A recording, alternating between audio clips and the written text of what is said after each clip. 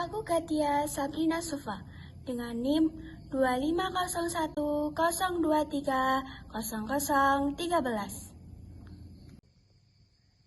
Hai, kali ini kita akan bahas apa sih itu ilmu pendidikan dan keterkaitannya dengan pendidikan nonformal itu apa.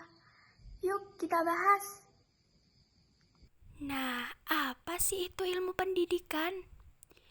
Ilmu pendidikan adalah bidang yang mempelajari upaya sadar untuk mendidik manusia, baik secara teori maupun praktik.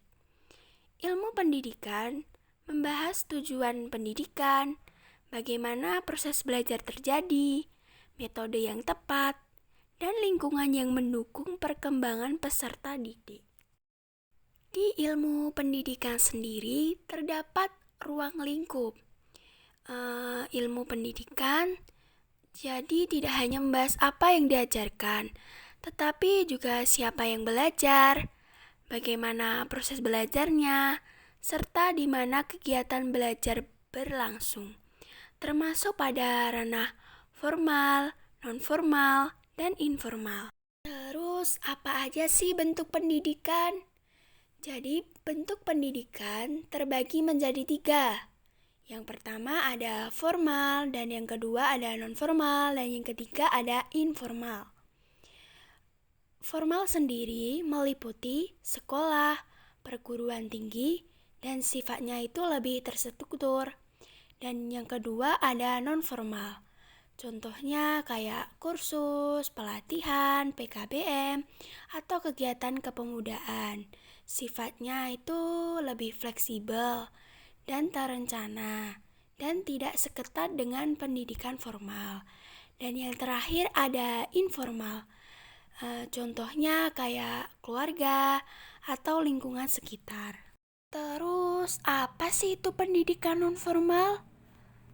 Pendidikan non-formal adalah jalur di luar sekolah formal yang diselenggarakan secara terstruktur, namun lebih fleksibel untuk memenuhi kebutuhan belajar masyarakat.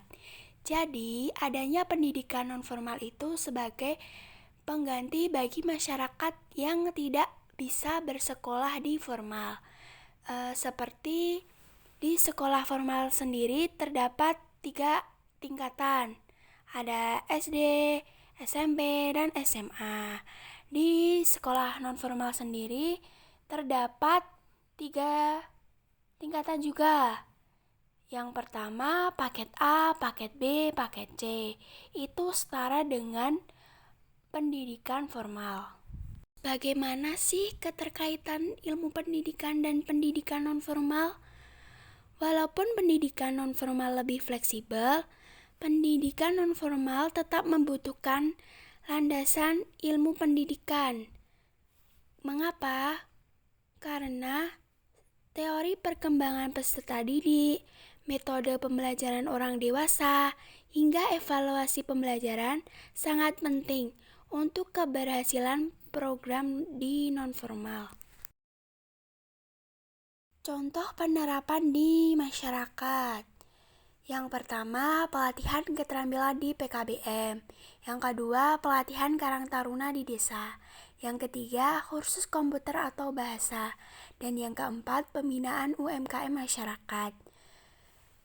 Saya mengambil dari keempat itu, contohnya pelatihan Karang Taruna di desa.